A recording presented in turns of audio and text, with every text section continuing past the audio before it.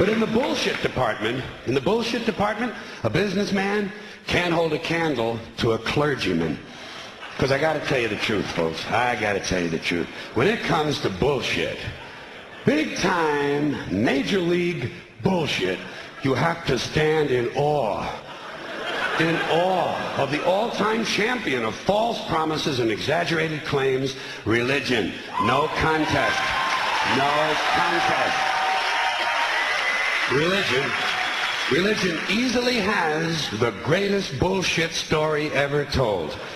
Think about it. Religion has actually convinced people that there's an invisible man living in the sky who watches everything you do every minute of every day. And the invisible man has a special list of 10 things he does not want you to do. And if you do any of these 10 things, he has a special place full of fire and smoke and burning and torture and anguish where he will send you to live and suffer and burn and choke and scream and cry forever and ever till the end of time. But he loves you.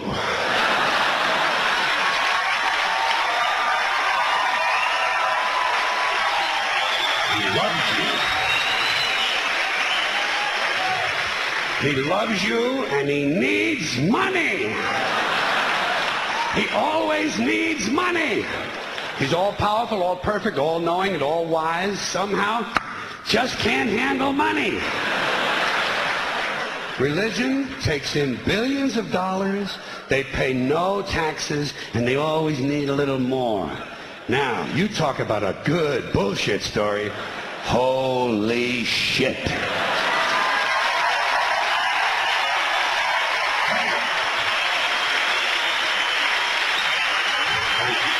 But, thank you very much.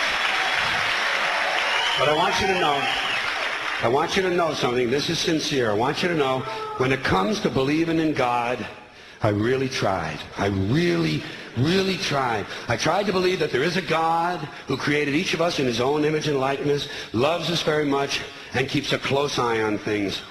I really tried to believe that, but I got to tell you, the longer you live, the more you look around, the more you realize something is fucked up. Something is wrong here. War, disease, death, destruction, hunger, filth, poverty, torture, crime, corruption, and the ice capades. Something is definitely wrong. This is not good work. If this is the best God can do, I am not impressed. Results like these do not belong on the resume of a supreme being. This is the kind of shit you'd expect from an office temp with a bad attitude. And just between you and me, in any decently run universe, this guy would have been out on his all-powerful ass a long time ago. And by the way, I say this guy because I firmly believe, looking at these results, that if there is a God, it has to be a man. No woman could or would ever fuck things up like this.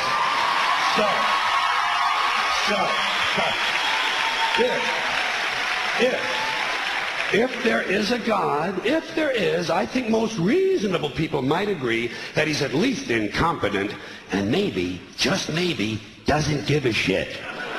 Doesn't give a shit, which I admire in a person and which would explain a lot of these bad results.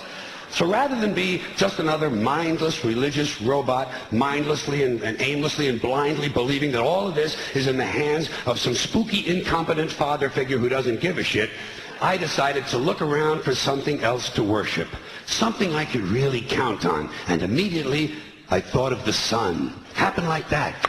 Overnight, I became a sun worshiper. Well, not overnight. You can't see the sun at night. But first thing the next morning, I became a sun worshiper. Several reasons. First of all, I can see the sun, okay? Yeah. Unlike some other gods I could mention, I can actually see the sun. I'm big on that. If I can see something, I don't know, kind of helps the credibility along, you know?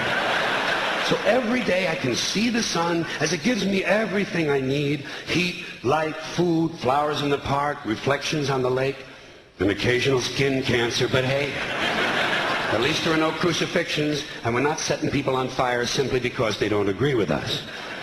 Sun worship is fairly simple. There's no mystery, no miracles, no pageantry. No one asks for money. There are no songs to learn. And we don't have a special building where we all gather once a week to compare clothing. And the best thing about the sun, it never tells me I'm unworthy. Doesn't tell me I'm a bad person who needs to be saved. Hasn't said an unkind word. Treats me fine. So I worship the sun. But I don't pray to the sun. You know why? I wouldn't presume on our friendship. It's not polite. I've often thought people treat God rather rudely, don't you? Asking trillions and trillions of prayers every day, asking and pleading and begging for favors. Do this, give me that, I need a new car, I want a better job. And most of this praying takes place on Sunday, his day off. It's not nice, and it's no way to treat a friend. But people do pray, and they pray for a lot of different things. And I say, fine, pray for anything you want. Pray for anything. But what about the divine plan? Remember that? The divine plan. Long time ago, God made a divine plan. Gave it a lot of thought, decided it was a good plan, put it into practice. And for billions and billions of years, the divine plan has been doing just fine. Now you come along and pray for something. Well, suppose the thing you want isn't in God's divine plan. What do you want him to do? Change his plan? Just for you? Doesn't it seem a little arrogant? It's a divine plan. What's the use of being God if every rundown schmuck with a $2 prayer book can come along and fuck up your plan? And here's something else, another problem you might have. Suppose your prayers aren't answered. What do you say? Well, it's God's will. Thy will be done. Fine, but if it's God's will and he's going to do what he wants to anyway, why the fuck bother praying in the first place? Seems like a big waste of time to me. Couldn't you just skip the praying part and go right to his will? It's all very confusing.